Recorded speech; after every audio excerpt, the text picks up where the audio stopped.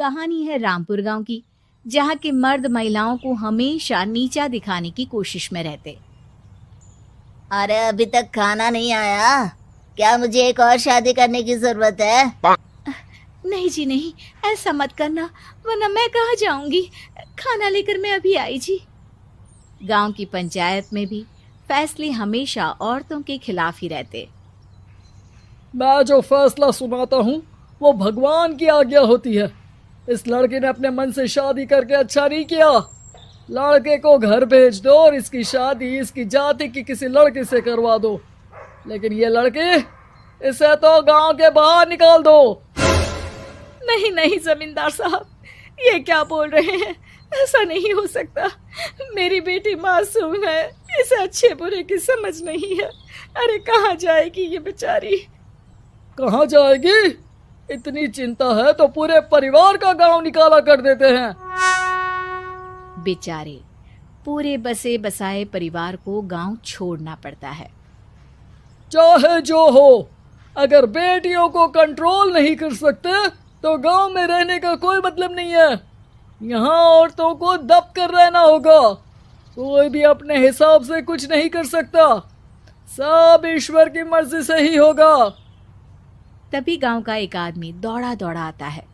सरपंच साहब, जमींदार साहब, वो कालिया है ना, उसकी बेटी पढ़ने के लिए शहर जा रही है। अच्छा, ये कब हो गया?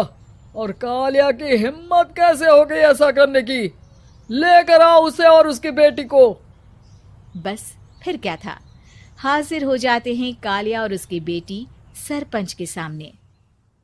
अरे कालिया, ये क्या सुनने में आ रहा है? बेटी को इंजीनियर बना रहा है तू? और ये बता, गांव में तो स्कूल नहीं है, फिर कहां से इतनी क्लास पास कर गई तेरी बेटी? राधा, जो कि कालिया की बेटी है, उसे लगता है कि सरपंच उसकी तारीफ कर रहे हैं। सरपंच जी, मैंने ऑनलाइन पढ़ाई की है, डिस्टेंस लर्निंग से। सभी में मैंने अच्छे नंबर पाए हैं, जिसे देखते हुए शहर की इंजीनियरिंग कॉलेज में मुझे स्कॉलरशिप मिली है। वाह जी वाह, क्या होती है ये? पहले तो ये बताओ, फिर आगे की बात करते हैं। पूरा गांव राधा की बात सुन रहा था और राधा बोलती जा रही थी। तो ऐसे मैं फ्री में एक अच्छी शिक्षा लेकर गांव में जो कुछ परेशानियां हैं, जैसे बिजली, पानी और इंटरनेट जैसी समस्याओं के लिए काम करूंगी। मैं गांव को शहर से जोड़ने के लिए पुल का निर्माण करवाने का प्रस्ताव रखूंगी। मुझे पूरी उम्मीद है कि जल्द ही हमारा गांव भी तरक्की की राह पर चल पड़ेगा। राधा की बात सुनकर सारे गांव वाले ताली बजाने लगते हैं। सरपंच को समझ नहीं आता कि वो क्या करे।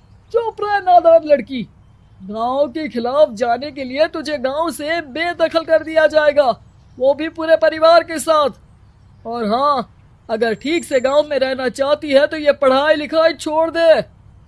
हम तेरे लिए गांव का कोई होनहार लड़का देखेंगे। तभी गांव का एक आदमी बोल पड़ता है।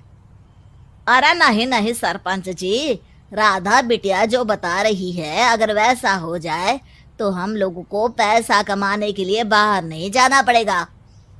हाँ जी, और ना ही कोसों दूर पानी के लिए भटकना पड़ेगा। हमारे बच्चे भी अच्छी पढ़ाई कर सकेंगे और आगे बढ़ेंगे, ना कि हमारी तरह खेती करते बैठेंगे। क्यों गांव वालों, राधा बिटिया का साथ देना चाहिए ना। सरपंच देखता है कि गांव राधा के साथ है तो वो चुप हो जाता है। वो घर आकर अपने सलाहकार से बात करता है, जो बहुत ही चालाक किस्म का इंसान होता है। अरे सरपंच साहब, आपको बहुत ही होशियारी से काम लेना पड़ेगा। एक बार गांव तरक्की कर गया, यहाँ के बालक पढ़ लिए तो कोई ना पूछेगा आपको। और फिर ये जो बेटा और बेटी है ना आपके, इनको भी आम लोगों की तरह ही जीवन जीना होगा। हाँ, लेकिन करे तो क्या करे? वो ना आप मुझ पर छोड़ दीजिए, बस मैं जैसा बोलूं करते जाइए। अगले रोज सुबह जब गांव वाले सोकर उठते हैं तो राधा के घर के बाहर और साथ ही वो लोग जिन्होंने राधा का सपोर्ट किया था, उनके घर के आगे लाल रंग से कल आऊंगी लिखा होता है। कल आऊंगी, यह क्या होता है? अरे यह तो खून से लिखा है, लगता है कोई भूत प्रेत या चुड़ैल का साया है। चलो सरपंच जी के पास चलते हैं। सभी सरपंच के पास जाकर उसे सारी बात बताते हैं। अरे ये तो बड़ी मुश्किल की बात है। चलो मैं एक बाबा को जानता हूँ, उन्हें बुला लेता हूँ। सरपंच बाबा को लेकर गांव के घर के बाहर जाता है।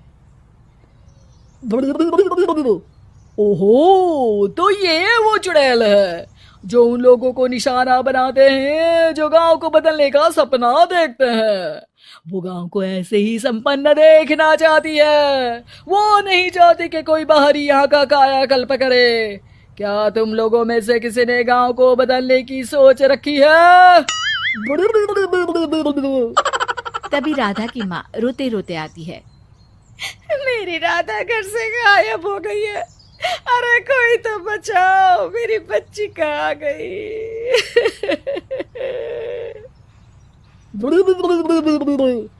ले गई वो चुड़ैल, तेरी बच्ची को ले गई।